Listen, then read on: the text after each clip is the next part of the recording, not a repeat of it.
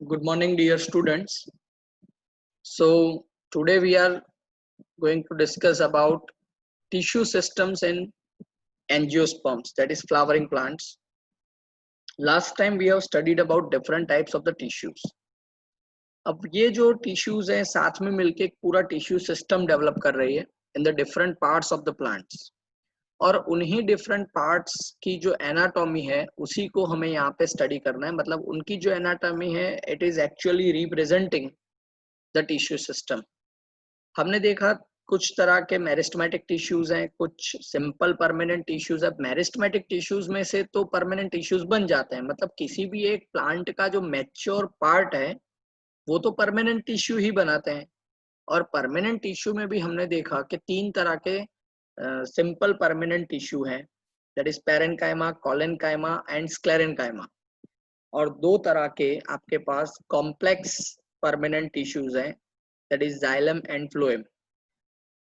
मतलब प्लांट का कोई भी पार्ट इन्हीं टिश्यू से बना हुआ है, ये भी फिक्स है. ये पांच जो परमानेंट टिश्यूज हैं इन्हीं से ही पूरे प्लांट के बॉडी का मेकअप होता है.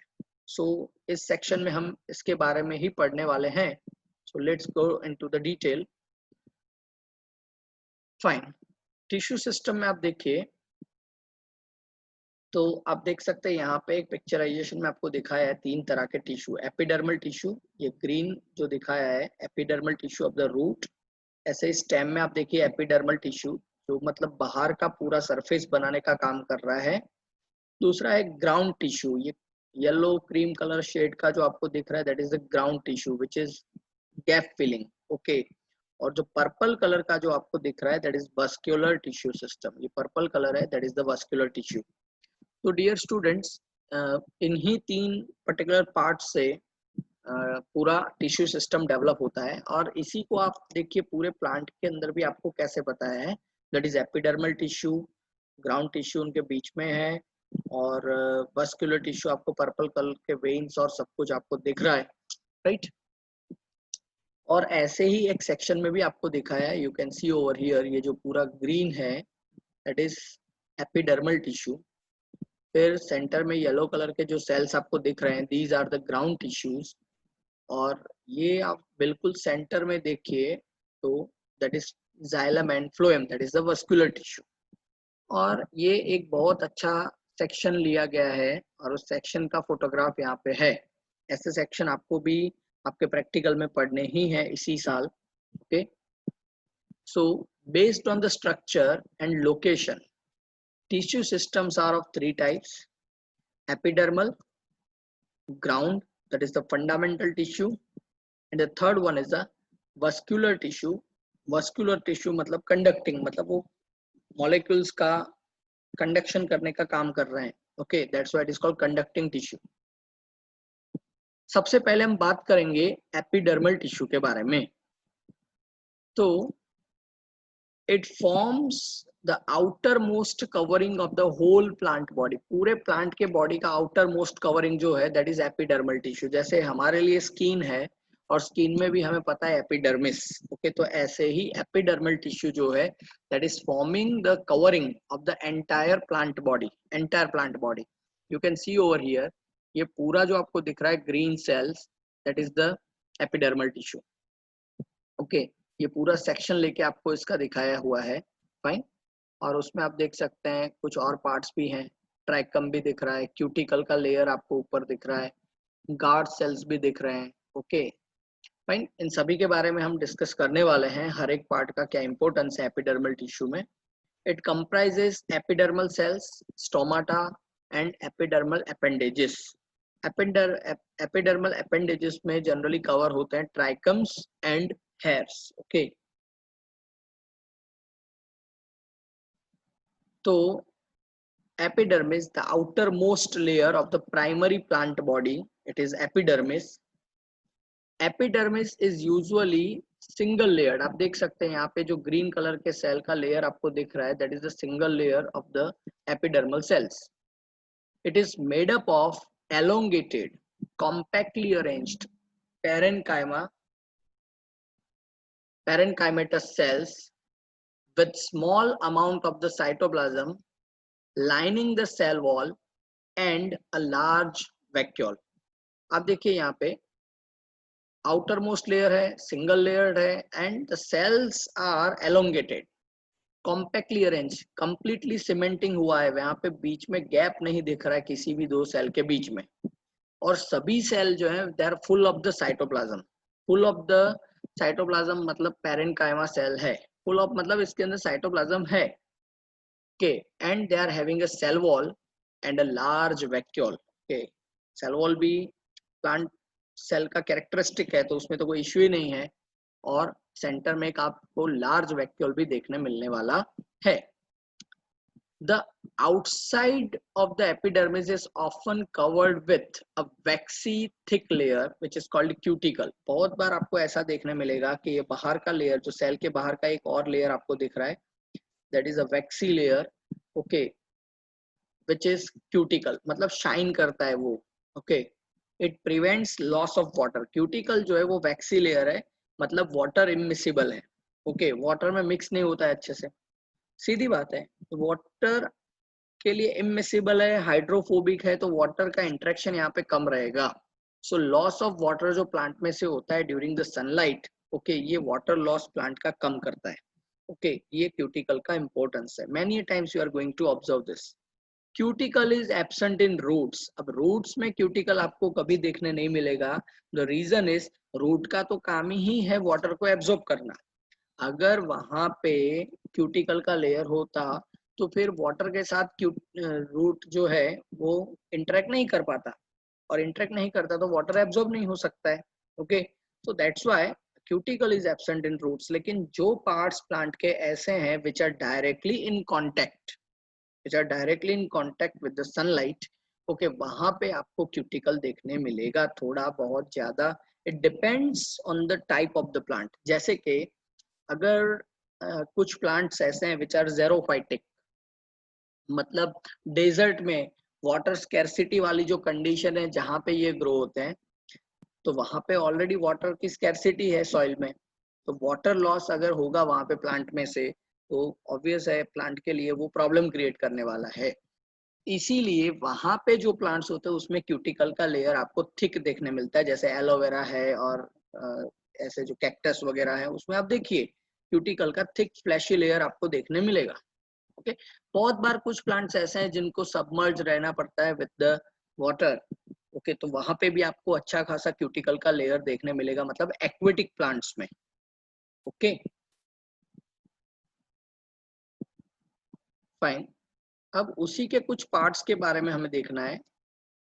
स्टोमाटा जो एपिडर्मल टिश्यू का ही एक पार्ट है, so they are present in the epidermis of the leaves, okay. Stomata जो है it is present in the epidermis of the leaves. They regulate transpiration and gaseous exchange. Stomata का काम क्या है, you can see over here stoma, okay, तो singular में इसको हम स्टोमा कहते हैं। तो इसका काम ही क्या है, transpiration, okay, transpiration, water vapour का exchange and other gases exchange, ये काम कौन करता है, stomata, okay.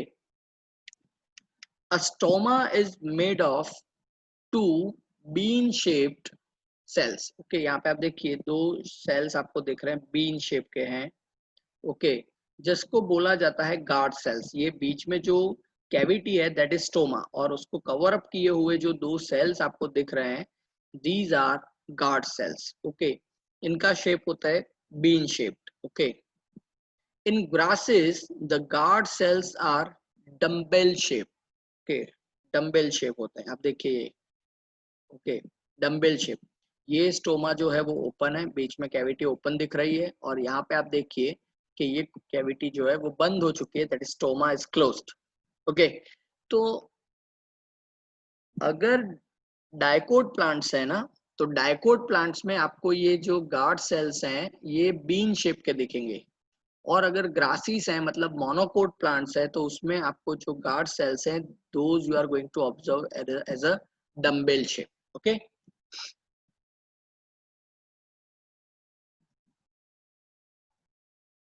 Fine. The outer walls of the, आप देख सकते हैं यहाँ पे बीन शेप के, that is in the dicot plants, और ये डम्बेल शेप के that is in the monocot plants. अब स्टोमा ओपन और क्लोज कैसे होता है उसके बारे में बताया है, और उसके रिलेटेड एमसीक्यू क्वेश्चन भी बहुत बार पूछे गए हैं। मोस्ट फ्रिक्वेंटली आस्क्ड क्वेश्चंस में ये कंसीडर होता है। The outer walls of the guard cells which are away from the stomatal pore, मतलब ये कैविटी से दूर वाली वॉल जो है, मतलब ये वाली वॉल की बात कर रहे हैं, the outer wall are thin, मतलब बाहर की जो सरफेस है गार्ड सेल की that is thin, and the inner walls that is towards the stomatal pore are highly thick. Okay, ये inner wall जो है that is the highly thick wall. Okay, the guard cells possess chloroplast and regulate the opening and closing of the stomata. Okay, guard cells जो है उनके पास आप देख सकते हैं chloroplast radially arranged आपको दिख रहे हैं. Okay, और ये जो guard cells हैं, okay, they are obviously regulating opening and closing of the stomata. Sometimes some epidermal cells near the guard cells become specialized in shape and size. They are called subsidiary cells. Okay, ये आप देख सकते हैं guard cells हैं, और ये guard cells के आसपास ये कुछ cells आपको जो डार्क ग्रीन कलर के दिखाए हैं, ये जो cells हैं इसको हम बोलते हैं subsidiary cells. Okay, ये specialized हो जाते हैं shape और size के मामले में. ओके और ऐसे ही आप मोनोकोट के लिए भी देखिए तो ये डम्बेल शेप के जो गार्ड सेल्स है उसके दोनों तरफ आपको सब्सिडरी सेल्स दिख रहे हैं which are specialised cells. Stomatal aperture, guard cells and surrounding subsidiary cells are together called stomatal apparatus. Okay, पूरा का पूरा ये जो स्ट्रक्चर है ना उसको हम बोलते हैं स्टोमाटल एपार्टस. इसमें कौन कौन सी चीजें इंक्लूड होती है? स्टोमाटल एपर्चर, एपर्चर मतलब ये जो बीच में कैविटी आपको दिख रही है वो, गार्ड सेल्स और उसके साथ ये सब्सिडरी सेल्स, ये तीनों मिलके बनाते हैं स्टोमाटल एपैरेटस. ओके, पूरा स्टोमाटल एपैरेटस ये डिजाइन करते हैं. Okay, so it is being one of the most important part you can से of the epidermis of the leaves, क्योंकि लीव्स का ही काम है ट्रांसपिरेशन करना, फोटोसिंथेसिस करना, और उसमें अगर सबसे बड़ा किसी का रोल है तो that is stomata. Okay, for the gaseous exchange it is working out. That's why photosynthesis वाला चैप्टर है और ट्रांसपिरेशन के बारे में एक चैप्टर ऑलरेडी हमारे सिलेबस में है, तो वहां पे हम पढ़ने वाले हैं कि पूरा बायोकेमिस्ट्री वहां पे स्टोमाटा ओपनिंग और क्लोजिंग का क्या काम करता है. So you can see closing of the stomata and opening of the stomata. Okay, ये आप देखिए आउटर वॉल थीन है, इनर वॉल थिक है. ओके, इनर वॉल थिक रखने का रीजन भी यही है कि इट रिक्वायर्स इलास्टिसिटी. ओके, इसको खींचना है अपने आप को तब जाके ये क्लोज होता है, और रिलैक्स होगा तो ये ओपन हो जाएगा. तो उसी लिए जो इनर वॉल है it is comparatively thick. Okay, now epidermal appendages. Okay, तो एपिडर्मल अपेंडेजेस में दो तरह के अपेंडेजेस हैं. एक तो होते हैं रूट हेयर. रूट हेयर जो है they are the unicellular elongations of the epidermal cells. Unicellular elongations हैं of the epidermal cells. They help to absorb water and minerals from the soil.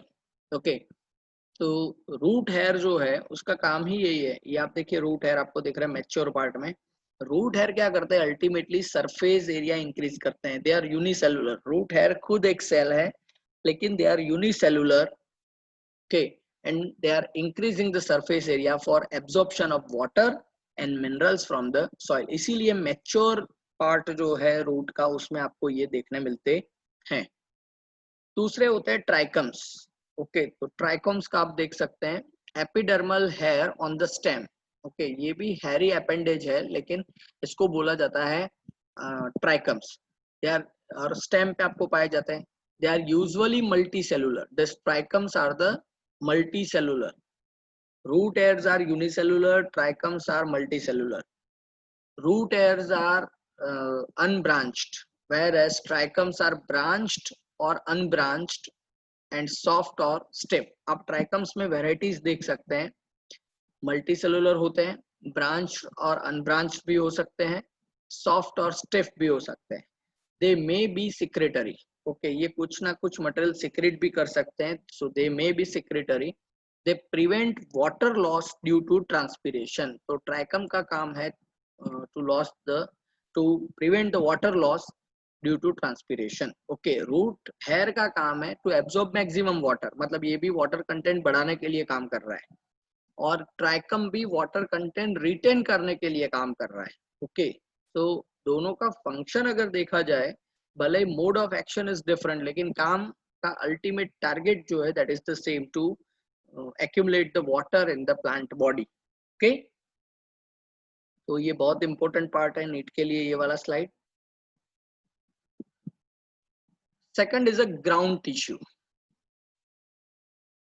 all the tissues except epidermis and vascular bundles constitute the ground tissue। okay, epidermis और vascular के अलावा का पूरा जो कुछ भी area present है that is ground tissue, वो ग्राउंड बनाने का काम कर रहा है। Okay, it consist of the simple tissues. तो ग्राउंड टिश्यूज में क्या देखने मिलेगा? Simple tissues that is parenchyma, collenchyma and sclerenchyma. ये तीन हो सकते हैं और तीनों में से कोई एक भी हो सकता है, कभी कभी ये तीनों भी दिखते हैं।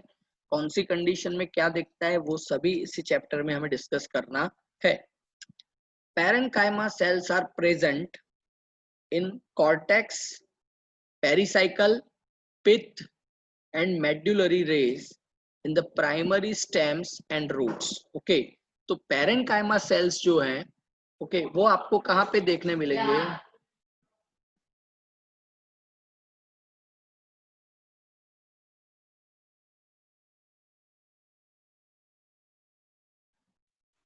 Parenchyma cells are present in cortex, pericycle, pith and medullary raise.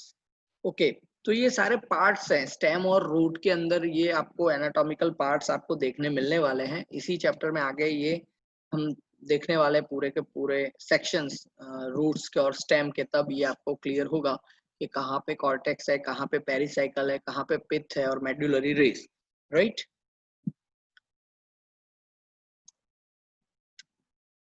In leaves, the ground tissue consists of thin-walled chloroplast containing cells and it is called mesophyll cells।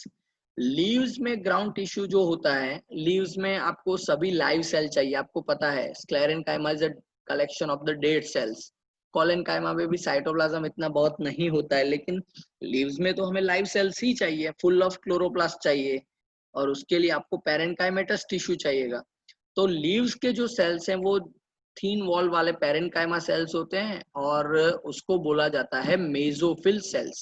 Okay, ये सभी मेसोफिल सेल्स है जो आपको यहाँ पे elongated columnar shape के जो दिख रहे हैं, जिसको आप बोलते हैं पैलिसेड मेसोफिल, और दूसरे होते हैं स्पॉन्जी मेसोफिल। क्यों इसको पैलिसेड बोला है, क्यों इसको स्पॉन्जी बोला है, that you are going to learn in the next session of this chapter. Okay, now the vascular tissue system। Vascular tissue system is consist of complex tissues. आप देखिए एपिडर्मिस में पैरेन्काइमा है, फिर ग्राउंड टिश्यू में तीनों तरह के हैं, पैरेन्काइमा, कोलेन्काइमा एंड स्क्लेरेन्काइमा। अब आया आपका vascular tissue system. Vascular tissue system में दो तरह के वस्कुलर सिस्टम्स हैं, हमें पता है, that is xylem and phloem. Xylem and phloem together constitute the vascular system. Based on the presence or absence of cambium, vascular bundles are of two types। अब cambium को याद करिए, जब हमने चैप्टर शुरू किया था तब मेरिस्टेमेटिक टिश्यू के बारे में था, उसमें सेकेंडरी ग्रोथ के लिए कैम्बियम की बात की गई थी। ओके, तो प्रेजेंस और एब्सेंस ऑफ द कैम्बियम, और ये भी मैंने वहां पे आपको बताया था, ऑलरेडी स्लाइड पे भी लिखा हुआ था कि cambium is always present in the dicot plants. Monocot plant में कभी आपको कैम्बियम टिश्यू देखने मिलने वाला नहीं है। तो कैम्बियम की प्रेजेंस और एब्सेंस के हिसाब से, मतलब अगर कैम्बियम दिख रहा है तो डाइकोट की बात होगी, कैम्बियम नहीं है तो फिर ये मोनोकोट के बारे में बात हो रही है। ओके, तो उसके हिसाब से दो तरह के वस्कुलर बंडल्स होते हैं, एक होता है ओपन टाइप और दूसरा होता है closed type of the bundle. Okay, तो ये आपको जो सेक्शन में दिख रहा है, these are the vascular bundles, ये आपको पैचेस जो दिख रहे हैं, these are the vascular bundles. यहाँ पे भी आप देखिए ये वस्कुलर बंडल्स है, और उसमें आप देख सकते हैं ये कैम्बियम दिखाया है बीच में। आप देखिए इसको जाइलम बोला गया है। ओके, ये अंदर का पिंक जो एरिया है दैट इज जाइलम, और उसी सेक्शन में बाहर का जो एरिया है दैट इज फ्लोएम, और बीच में जो ये लाइन दिख रही है that is cambium. Okay, pro cambium है। ओके, जिसमें से डेवलप मेटा कैम्बियम डेवलप होने वाला है। ये भी इंपॉर्टेंट पार्ट है dear students. Now open type of the vascular bundles, open type.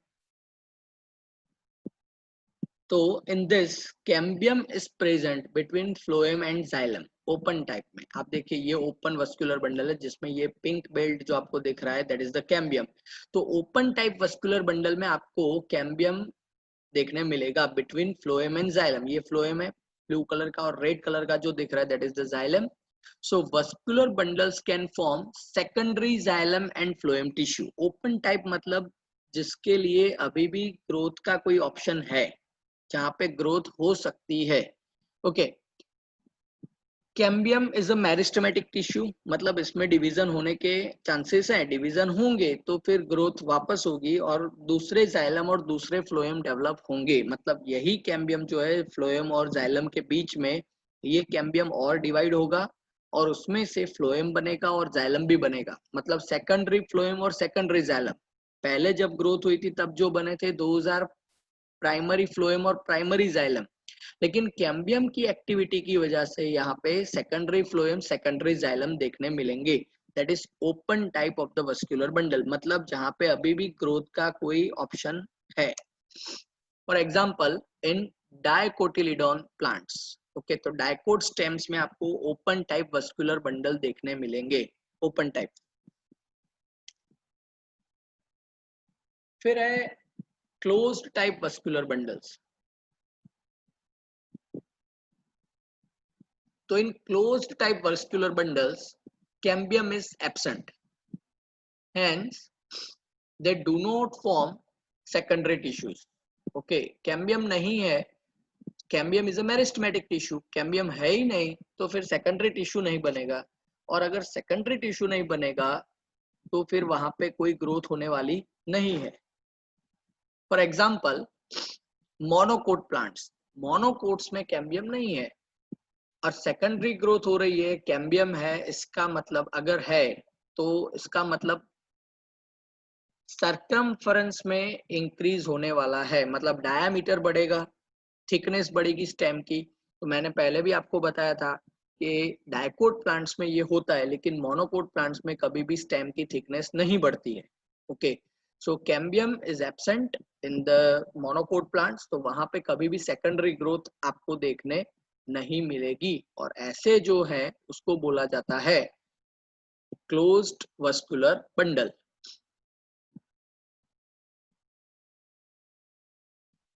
Now ये था on the basis of presence और एब्सेंस ऑफ द कैम्बियम। दूसरा जो है that is on the basis of arrangement of the xylem and phloem.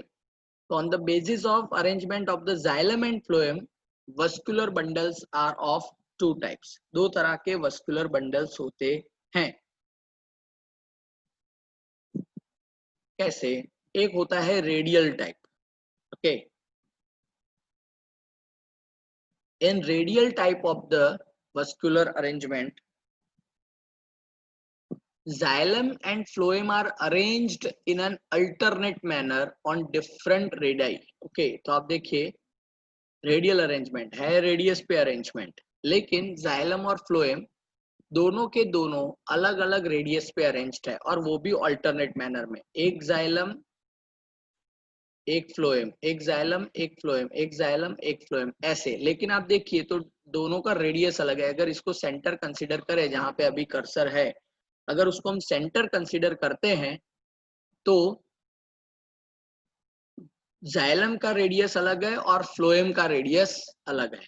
Okay, so that is called radial type of the arrangement. You can see this type of the arrangement in roots.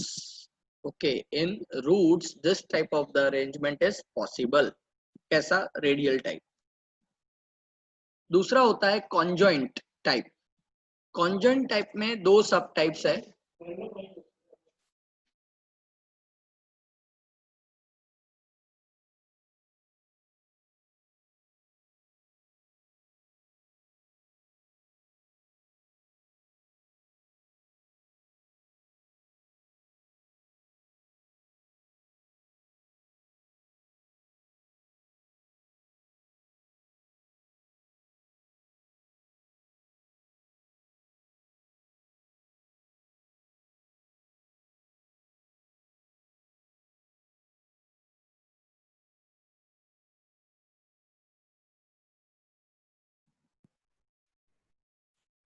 So in conjoint type of the arrangement, xylem and phloem are jointly situated at the same radius on the vascular bundles. Okay, तो आप देख सकते हैं xylem और phloem दोनों separate नहीं है, both are attach to be each other, और दोनों एक ही रेडियस पे कंसिडर होने वाले हैं। Okay, that is called conjoint, मतलब दोनों ज्वाइंट हो चुके इसलिए। You can see this type of the arrangement in stems and leaves। तो roots में radial हो जाएगा और stems और leaves में ये arrangement change हो जाता है, मतलब root में ऐसे रहेगा और ऊपर आते आते ये दोनों conjoint हो जाने वाले हैं। Conjoint vascular bundles usually have phloem located only on the outer side of the xylem। आप देखिए conjoint में जनरली phloem बाहर की साइड देखने मिलता है। ओके, बाहर की साइड देखने मिलता है। क्यों? तो फ्लोएम का अरेंजमेंट अगर हम देखें रूट्स में जहां से इमर्ज हुए हैं तो वहां पे रेडियस में भी वो बाहर की साइड है। ओके, और अंदर की साइड आपको देखने मिलेंगे, दैट इज साइलम। अब उसके हिसाब से भी दो वेराइटीज है, कॉन्जॉइंट क्लोज्ड और कॉन्जॉइंट ओपन। तो ओपन हमें पता है बीच में कैम्बियम है तो कॉन्जॉइंट ओपन, और अगर कैम्बियम इज एब्सेंट तो कॉन्जॉइंट क्लोज। इसमें कुछ ज्यादा आप सोचना नहीं है। ओके, तो कॉन्जॉइंट के दो टाइप्स है, closed and open type. Okay,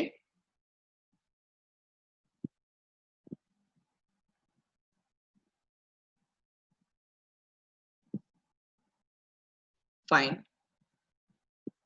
so dear students, अभी तक हमने जो देखा that is types of the tissues, now tissue systems. और अब टिश्यू सिस्टम के हिसाब से the third section of the chapter, that is you can say anatomy.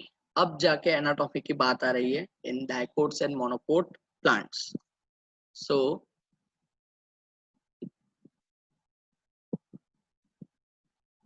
Anatomy of the dicot and monocot plants में सबसे पहले हम देखेंगे anatomy of the dicot root. Dicot का जो रूट है उसकी एनाटॉमी क्या है, ये फिगर डायग्राम ड्रॉ करने के लिए बहुत बार पूछे जाते हैं इन योर रूटीन एग्जाम्स, और इसी में से आपको एमसीक्यू बेस्ड क्वेश्चन भी बहुत बार पूछे जाते हैं। So you have to keep in your mind.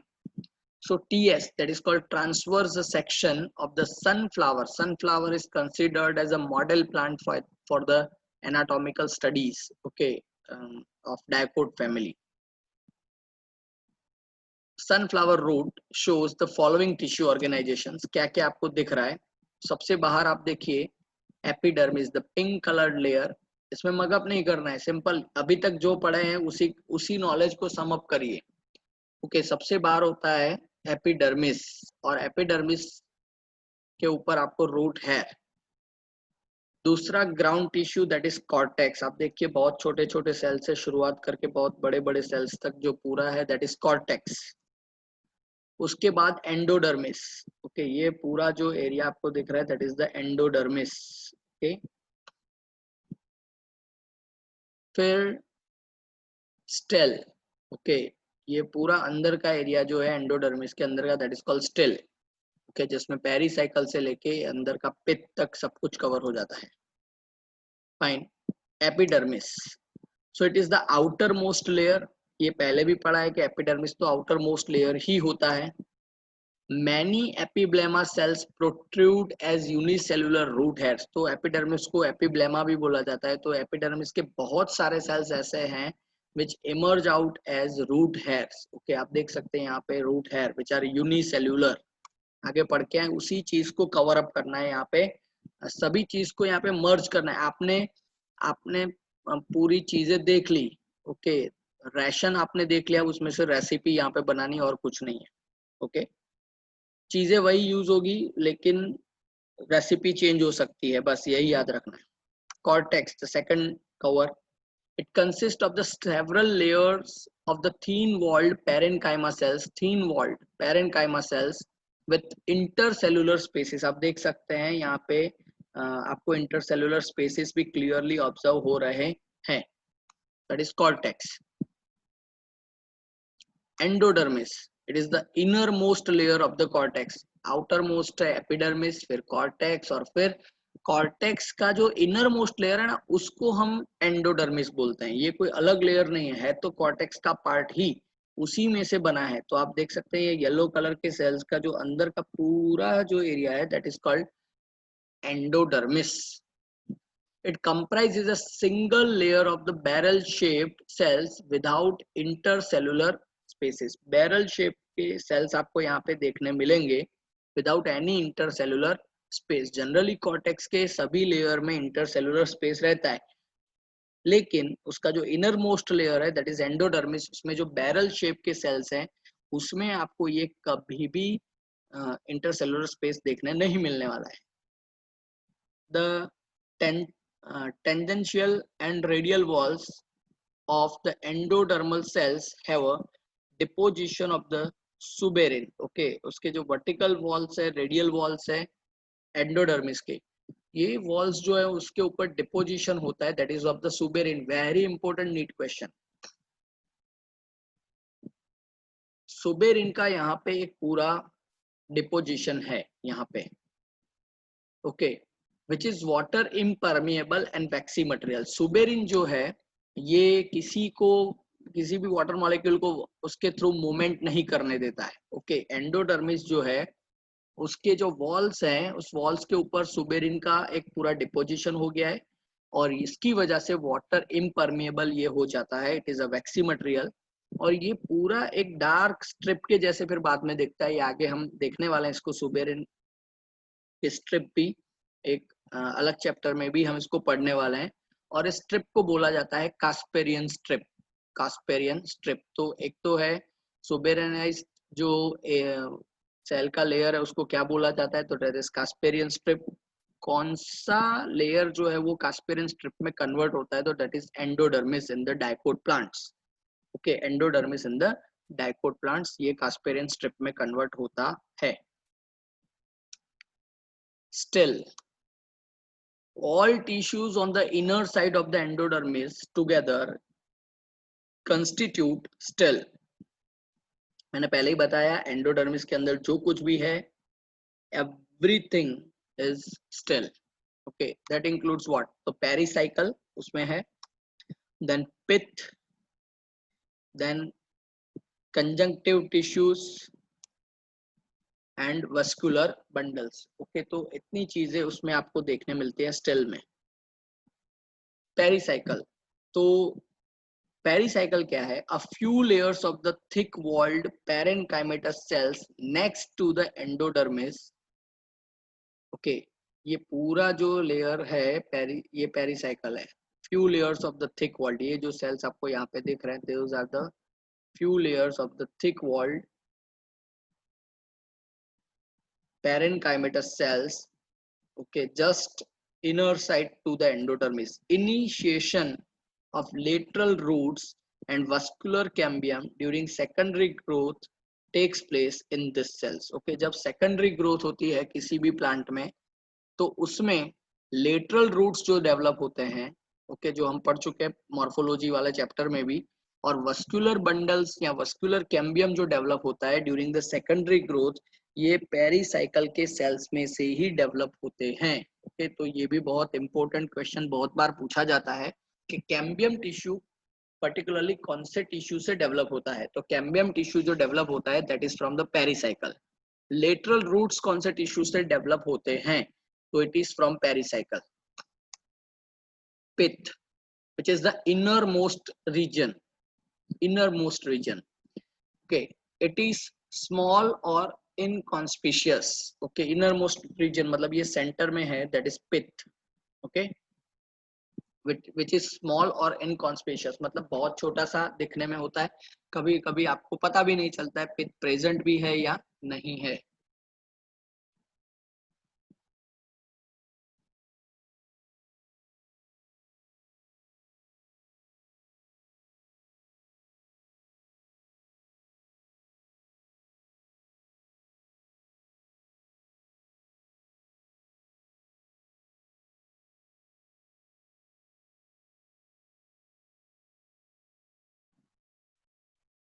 Fine. So which is the innermost region, the pith. Then conjunctive tissue, the parenchymatous cells which lie between the xylem and the phloem. अब देखिए ये xylem और phloem के बीच में अगर कोई cells हैं, okay, तो उसको बोला जाता है conjunctive tissue. Vascular bundles, तो 2 to 4 xylem and phloem patches you can observe. Okay, 2 to 4 xylem and phloem patches you can observe. Later a cambium ring will develop between xylem and phloem. तो यहाँ पे xylem और phloem आपको दिखते हैं. phloem outer side पे है और xylem जो है वो inner side पे है. उसमें आप देख सकते हैं प्रोटोजाइलम यहाँ पे है और मेटाजाइलम अंदर है. ओके, प्रोटोजाइलम बाहर की ओर है और मेटाजाइलम जो है वो अंदर की ओर है, तो दैट इज कॉल्ड एक्सार्क. बाहर से अंदर डेवलप हो रहा है. याद करिए टिश्यू अरेंजमेंट, एक्सार्क और एंडार्क. ओके, तो इट इज कॉल्ड एक्सार्क. फाइन. जब सेकेंडरी ग्रोथ होती है तब यहाँ से पेरिसाइकल के ही कुछ सेल फिर डेवलप होना शुरू होते हैं इनटू द कैम्बियम टिश्यू और पूरा कैम्बियम रिंग यहाँ पे आपको बनता हुआ दिखाई देगा. ओके, और वो जाइलम और फ्लोएम को फिर सेपरेट कर देता है. वो कैसे डेवलप होगा? तो बाद में सेकेंडरी ग्रोथ में ये आपको ऐसे दिखने वाला है.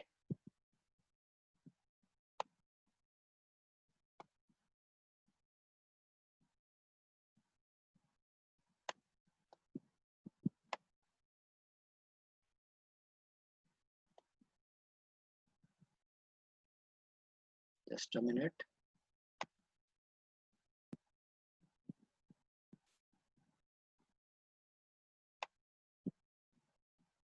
तो दोनों के बीच में आपको ऐसे एक पूरा पेरिसाइकल बनता हुआ दिखाई देगा. Okay, in the vascular bundles.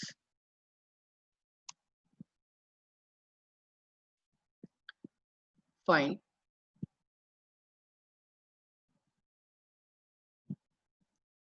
Monocot root के बारे में हम देखते हैं. So it has epidermis, cortex, endodermis, pericycle, vascular bundles and pith. ये सब कुछ जो उसमें था डायकोट में वैसा का वैसा आपको यहाँ पे दिखेगा. There are usually more than 6 xylem bundles. Okay, xylem के जो बंडल्स हैं यहाँ पे मोर देन 6, मतलब मोर देन 6 अगर होते हैं तो इसको हम बोलते हैं पॉलीआर्क. क्या बोलते हैं? पॉलीआर्क बंडल्स इसको हम बोलते हैं. पिथ यहाँ पे स्मॉल नहीं होता है. डायकोट में पिथ स्मॉल, लेकिन मोनोकोट में pith is large and well develop. वहां पे इनकॉन्स्पिशियस था. यहाँ पे आप देखिए पिथ बहुत बड़ा दिख रहा है. ओके, और वेल डेवलप दिख रहा है. नो एनी सेकेंडरी ग्रोथ, क्योंकि कैम्बियम यहाँ पे नहीं है तो सेकेंडरी ग्रोथ तो यहाँ पे कैसे होगा? ओके,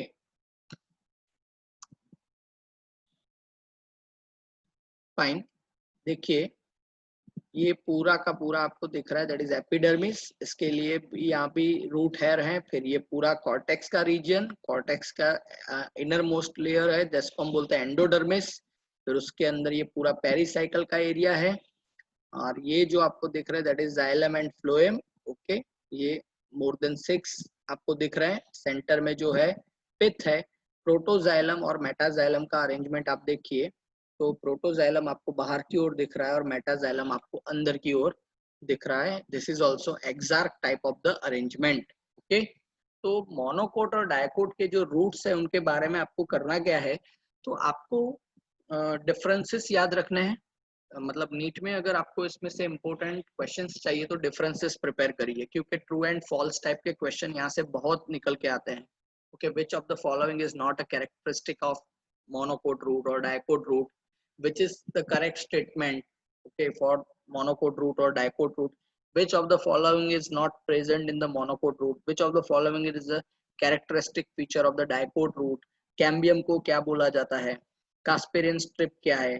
कास्पेरियन स्ट्रिप कौन से मटेरियल का बना है? What is the property of the Casparian strip? ऐसे बहुत सारे क्वेश्चंस इमर्ज आउट होके निकलते हैं। ओके, वैसे जो पढ़ना था, इम्पोर्टेंट पार्ट था इस चैप्टर का, वो अभी तक के जो लेक्चर्स हुए उसमें आप पढ़ चुके हैं। ओके, अभी ये जो सेक्शंस हैं, ये सेक्शंस में और कुछ नहीं है, जो टिश्यूज आप पढ़े हैं उसी टिश्यूज को सिर्फ यहाँ पे सम अप करना है और अरेंजमेंट उनका करना है। और अगर आप ये ठीक से कर पाए तो ये कुल मिला के 6 सेक्शन आपको पढ़ने हैं। That is monocot and dicot root, monocot and dicot stem, monocot and dicot leaves. Okay, तो अगर इतना अच्छे से हो पाएगा तो सेक्शंस तो बहुत टफ नहीं है। हाँ, अरेंजमेंट इसमें से इम्पोर्टेंट हो जाता है, नो डाउट। ओके, तो उसके बारे में थोड़ा फोकस करिए और खास करके जो टिश्यूज हैं, टिश्यूज के ऊपर अच्छे से फोकस करिए। You will be obviously going to get good marks. Okay, fine. So for today I'm ending this session. Okay, tomorrow we will be completing with the dicot and monocot stems, dicot and monocot leaves also. Okay, so ending this session right now. Have a nice day.